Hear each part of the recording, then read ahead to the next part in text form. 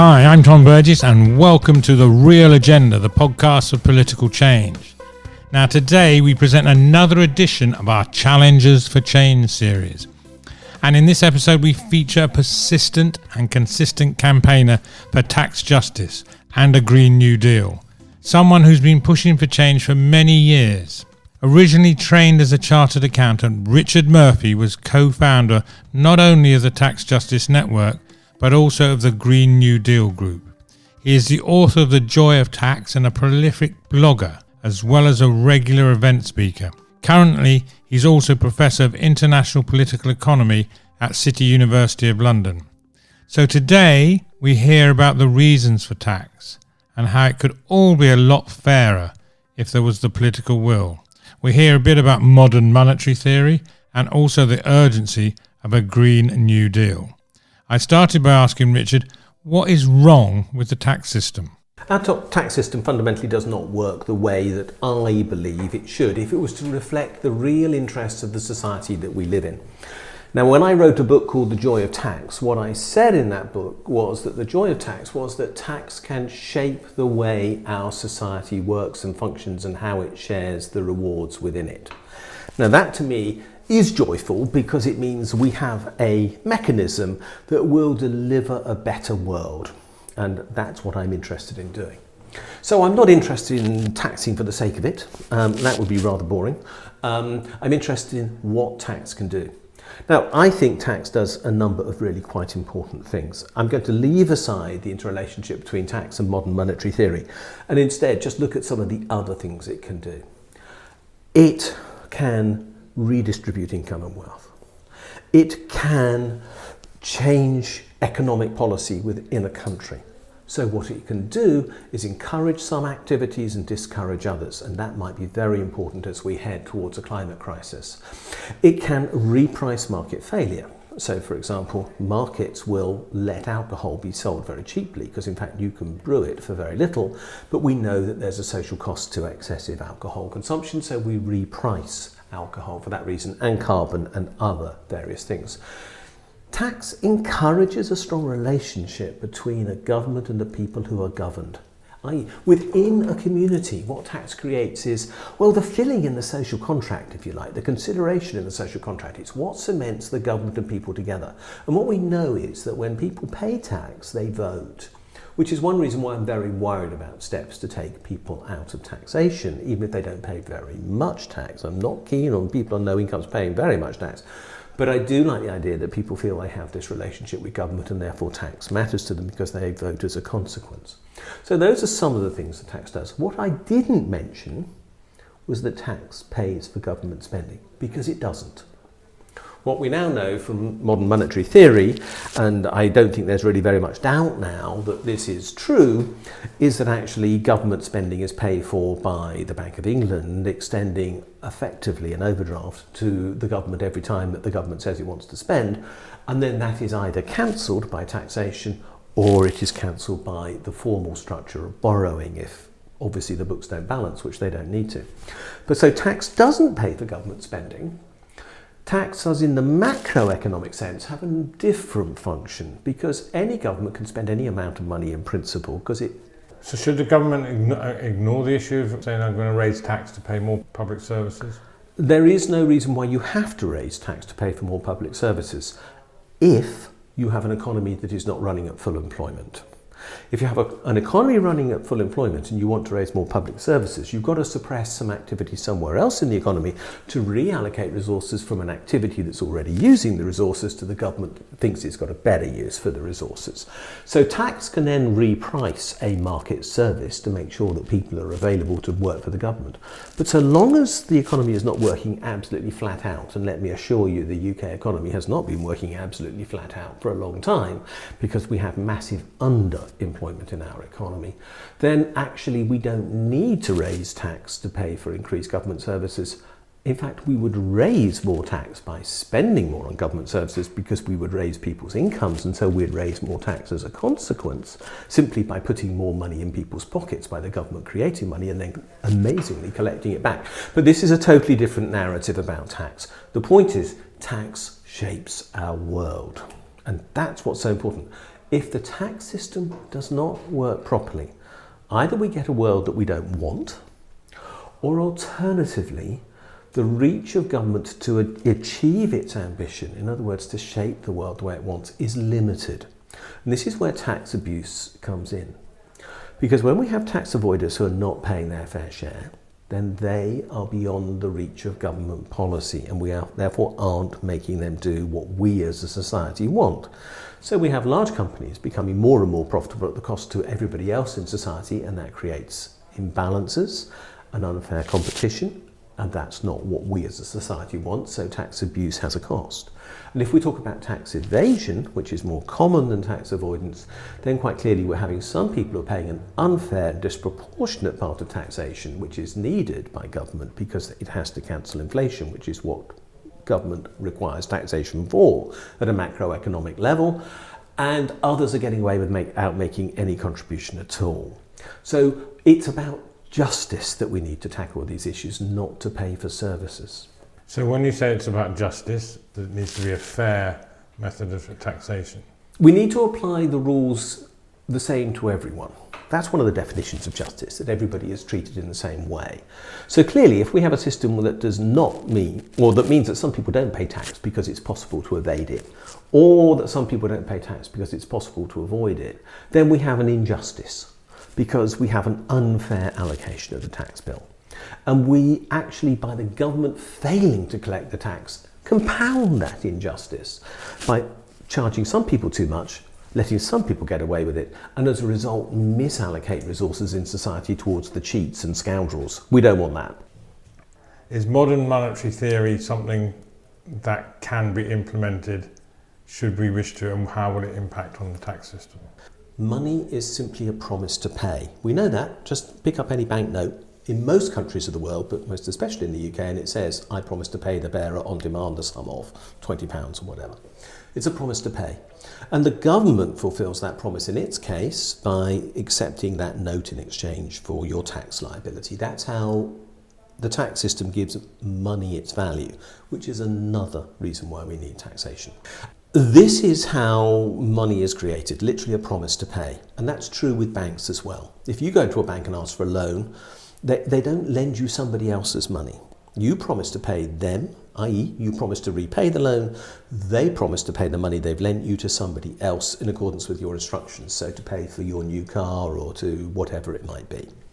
And that is the promise on each side, and that's how the money is created. It's just that. That's all that modern monetary theory really says.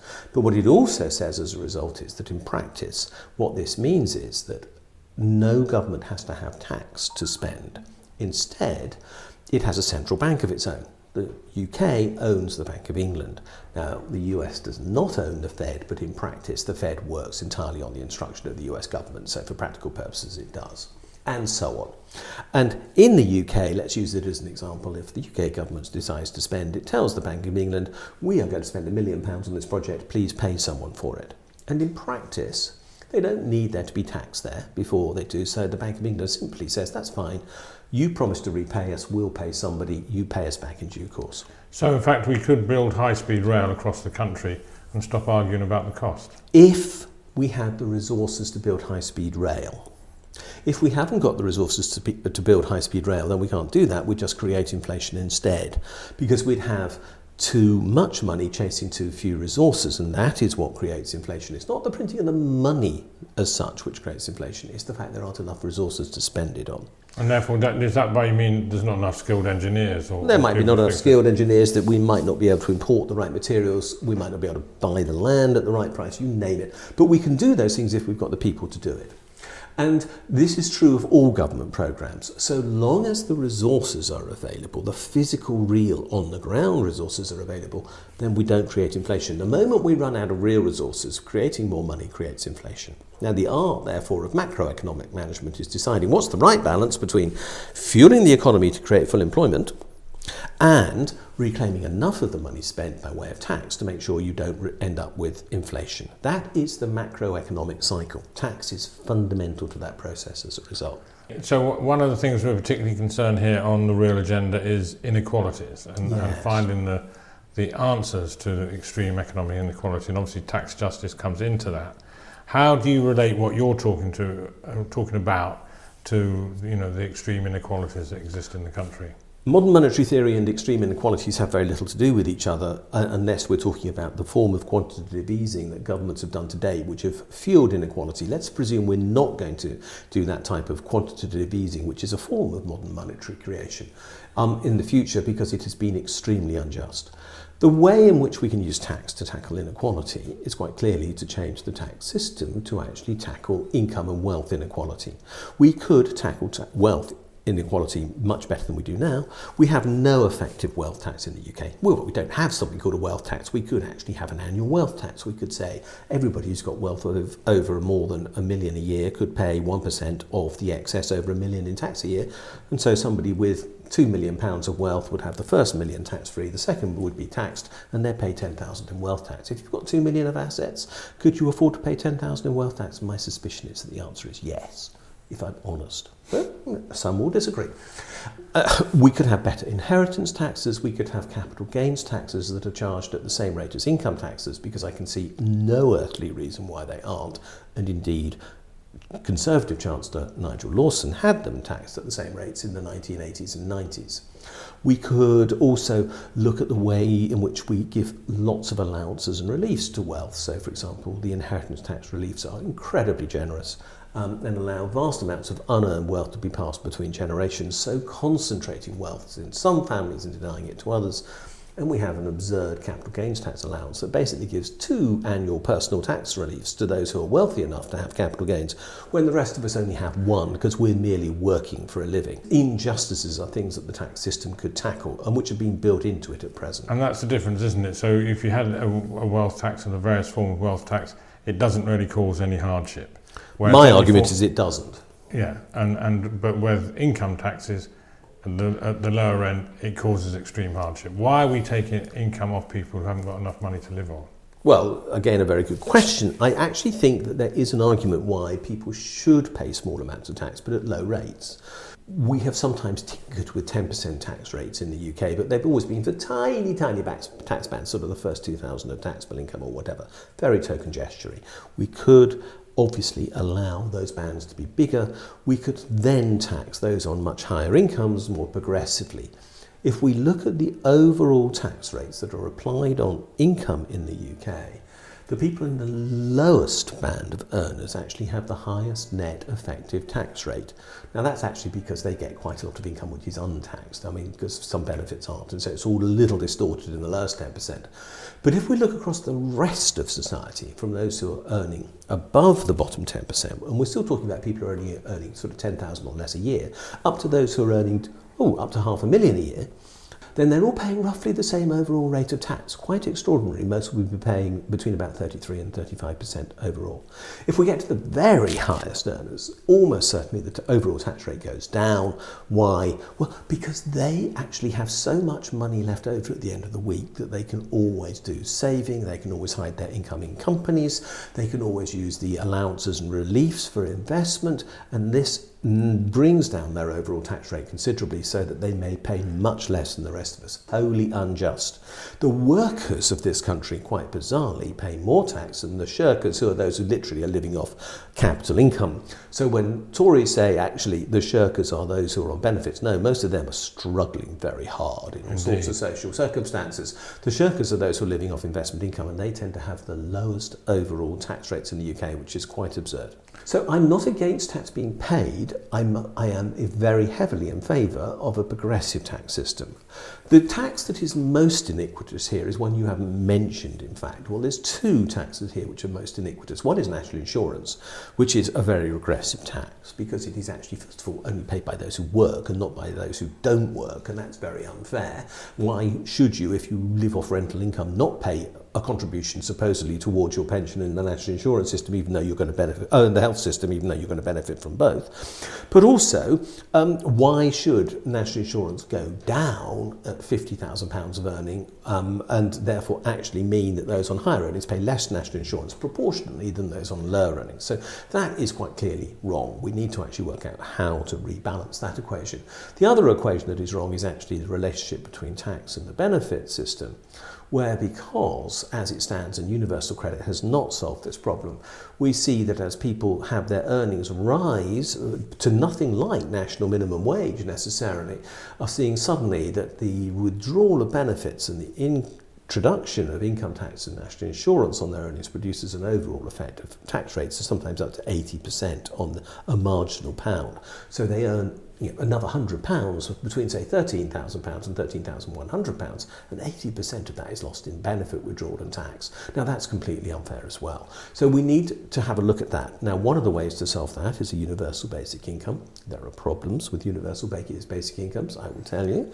I've tried to model those as well, working with an economist called Howard Reed, and we did it. We could reproduce the revenue system, but we have ended up with exceptionally high marginal tax rates, which may well produce extra tax evasion, if I'm honest. The tax rates would be so high that I do think there would be a behavioural consequence which would be unfortunate. And there are problems with universal basic income. Do we really want to pay benefits to everybody who's on a high level of earnings? Could we come up with something which is more sensible? I think modern monetary theory's jobs guarantee has a certain attraction in some ways. I think a lower level of universal basic income, which gives some degree of safety net to everybody, could be useful. But at the end of the day, I have to be honest with you. People who tell me there is an optimum tax system, one which solves all problems in all situations, are telling you a lie. We do actually need quite a complex tax system. I don't play golf. I have no ambition to play golf, but I am aware that when you go out and play golf, because I've done it a couple of times to realise just how silly an idea it is, you could take out a bag of clubs with you. And I can't remember whether it's 12 or 14 clubs in your bag. But you need all of them to get around a golf course. Well, do you know what? We need about 12 to 14 taxes at least to get around our economy. It's the same sort of thing. Some suit some purpose, some suit another purpose, and we need them. What we need to do better is manage how they integrate to ensure that we get a just, progressive tax system. And we could do it. We could increase rates of corporation tax, we could have a wealth tax, we could increase inheritance tax, we could increase capital gains tax, we could cut the national insurance significantly on people on low earnings, we could have a longer introduction into low tax rates, we could increase the tax rate on those on highest levels of earnings and collect a lot of extra tax. I mean, not enough to transform the whole system, but a lot of extra tax. And all of these things would not harm the way our economy works. So why don't we do it? Political will. Very simple, very straightforward. We are told every time there's a new tax, it's a raid on your welfare. I was on LBC radio this week because the Daily Mail had put out some headline saying there was going to be Labour were considering reducing the inheritance tax thresholds, and so this would be a raid on your houses when you die. Well, no, it isn't a raid. Actually, a raid is illegal and taxation is very definitely legal. It's being passed by government. And B, it's actually designed, if this change takes place, to make sure that more people have access to housing on a fair and equitable basis by reducing the overall price of housing, which is massively overinflated because we haven't taxed people's homes. So tax can produce perverse incentives if we don't actually tax things, and this is one of the perverse incentives that has arisen. So we just need to get over this idea that tax is somehow an assault on our private well-being. Tax is about living in community, and the taxes we pay are the price for democracy and society. Now, just before we go, though, I'd like to talk about the Green New Deal, because you were one of the original founders of that concept. Tell us how that came about. The Green New Deal group was created in 2007. I've been working with a chap called Colin Hines, who's an environmental... In fact, we interviewed Colin on The Real Agenda. Have you? Well, then you know Colin. Look, Colin, a few months back. Colin is an environmentalist. He and I have been working together since 2002, 2003, at the same time, actually, as I was starting work on tax justice issues. And we were very interested in how to create sustainable investment opportunities around environmental issues. And he is the best networker I have ever met. He knows everybody, it seems. And he brought together this group, the Green New Deal group, to discuss how we were going to deal with the next economic downturn. By 2007, it was obvious that things were going wrong, let's be clear. Northern Rock was in dodgy territory. I was beginning to write blogs about that, challenging Robert Peston as to what the real cause of Northern Rock failing was and winning the argument, I would suggest. Others were saying, look, we are having a climate crisis because we're going to have peak fuel crisis, and we're going to have a major economic downturn because all the signs were there that clearly we were in deep trouble. So we decided to write a report called the Green New Deal Report on how to cut out of the next economic downturn. We published it in July 2008, and of course Lehman Brothers crashed in September, so we got in before the crash, which has always been one of our sort of advantages. We were the people who saw it coming, or amongst them. And Anne Pettifor was another member of the group who had obviously has seen it coming for some time with regard to debt, and all credit to Anne for that. And we put together a bunch of people who were economists and accountants and tax specialists and environmentalists and ecologists and so on, to argue that we needed to actually rethink the way in which society works. And if only the world had listened to us in 2008, we wouldn't be where we are now, because we wasted a decade. The climate crisis is much worse than it was. Global heating is obviously much more advanced than we knew at that time. I think we are much closer to literally meltdown than we needed to have been, and we still aren't seeing major change. How did it suddenly become this big issue? Because Colin and I in particular kept on plugging away writing reports for the Green New Deal in the last decade. Every 2 years or so we knocked out another report, and I'll be honest with you, not many people read them. It was really not being noticed. But then Anne Pettifor had a discussion with Democrats for Justice in the States. Democrats for Justice are the people who are actually trying to get in new, young, really radical candidates into Democratic constituencies. Alexandria Ocasio-Cortez, AOC, was one of them. They put forward the idea of the Green New Deal in the States, using exactly the ideas, literally lifting the ideas from the Green New Deal group here, and it's gone ballistic. What are we trying to do? We're trying to actually say that we must change or die. I mean, I think that's as blunt as that. So what are the key points then? The key points fundamentally, we are going to have to change our consumption lifestyles. We are going to have to cut our energy usage. Not just a little bit, but massively. We're going to have to change the way we travel. We're probably not going to be able to fly nearly as much. And yet, there is so much more that we can do. We can live in better houses. We can have better services, because services don't tend to use a lot of carbon. We can have better entertainment. We can actually live in a totally new and different way. We can have different and better and fresher foods. So what's the key proposals? The key proposal of the Green New Deal is fundamentally we have to cut carbon usage, and we have to ensure that we become carbon neutral. We have to therefore change the way we generate power, and we have to actually eliminate the wasteful forms of travel that we have now, particularly cars and planes, and find new ways of travelling, in particular local transport. Specific proposals and redo houses to houses will need to first of all be insulated. They'll need to be double glazed, and they'll need to have solar panels on them. But therefore it needed people to do that, therefore it's boosting the economy. Our argument is that over the next decade there are 30 million properties in the UK, 28 million houses, 2 million commercial properties. That's 30 million properties that need to be made into basically being power stations by 2030. 30 by 30 is, for example, one of our very specific ideas. And 30 by 30 requires there to be an army of people who are trained to insulate, to double glaze, to install solar energy transmission systems and so on, so that these buildings are not becoming energy absorbers but becoming energy creators. By doing that we could have a different world. If at the same time we look at how we invest very heavily in local transport infrastructure so that we're much less dependent on our cars, and we invest in new types of cars which aren't direct replacement of our existing lumping great hunks of metal, that are much smaller and are designed to actually feed into public transport for long distance travel, we could end up with very different types of transport as well, which could be electric powered and very much more efficiently than existing systems. We can transform. So we'd incentivise that through the tax system, would we? Not necessarily just through the tax system. I think we would have to actually look at other things as well. And one of the ideas which I admit that I think is now almost inevitably going to have to happen is we're going to have to discuss, for example, rationing of petrol and diesel. You're going to have an allowance, and if you can't live within that allowance, you're going to have to get an electric car. And if you can't live within the limits of the electric car, then you're going to have to start travelling on public transport, as I do all the time. You're not going to have some of the freedoms to destroy the planet. Why? Because literally you are burning my children's future. And this will sometimes require measures that we have not been used to before. But let's think about this. We have become used to the idea that tobacco is now not just taxed, but basically has messages written all over it to say, you're going to kill the world. Well, petrol stations are going to be heavily taxed, and they're going to have messages written all over saying you're killing the world. Not just yourself, but the world.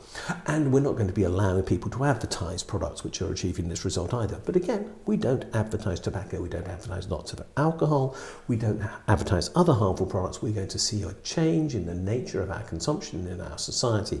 But at the end of it, we might work less, we might have less debt, we will have a sustainable future, we will have a more local way of living, but we will have the prospect of seeing our children and our grandchildren grow up with the chance they'll see out a natural lifetime. And to me, is that a price worth paying when I look at putting fuel in my car? Yeah, that's a trade-off. So you're an optimist, are you?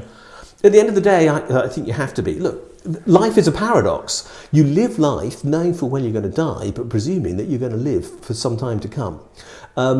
Will I see all the changes that I would like to now see during the course of my likely remaining lifetime? I'm 61, but don't feel it. Probably not. Will my children hopefully see the benefit? Yeah. But will the children of everybody else that I know and onwards get it? So yeah, I have to be optimistic for them, because otherwise, well, let's party like we're not going to see tomorrow morning. That's the only other alternative. So what can people do? So that from what you're saying, what can people do to make these ideas happen if they like what's been talked about, or they have to like it because we have to do something? If we're talking about the Green New Deal, yeah. You've got to make some very basic commitments. One I made this year was basically I'm going to seriously cut my air travel. And I'm not going to travel unless I really have to. And that's when an employer tells me I've got no choice. I'm not going on holiday by air anymore. I haven't actually done that for a decade anyway. I'm not going to travel unnecessarily for work. I'm going to travel by public transport wherever I can. I'm going to seriously reconsider what my next car will be. It will A, be smaller, and B, I'm going to wait as long as possible to buy it, and hopefully it will be electric. I am going to be looking at how I can actually make my house more efficient, although I have to say it is already pretty efficient. I am going to be changing my meters to make sure that actually, because I am not on an efficient metering system, so I'm going to improve that, so I can improve my metering systems.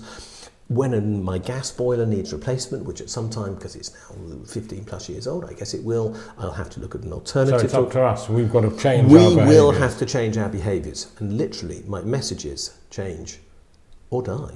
And I actually think that is the choice we've now got. We literally cannot play with this ecosystem any longer. This ecosystem is going to bite back unless we change our behaviour. Okay, thank you very much, Richard, for that very clear message. And let's see how we can progress that, and wish you all the best with that. Thank you. Thanks so much for that, Richard. I was trying to keep up. Now, you can find out more about Richard and his work at taxresearch.org.uk. And you can find out about the Green New Deal at greennewdealgroup.org. So what do you think? Contact us at info@realagenda.org or via our website, realagenda.org. We'd love to hear your views. We hope we have helped to inform, involve and inspire you into action. Now, a special thanks to our sponsors, the Reverse Media Group, one of the fastest growing search and media companies. Find out why at reversemediagroup.com. Now, one thing is certain, people want to see change to a more compassionate and just society, as well as more courageous politicians prepared to do the right thing for people over party.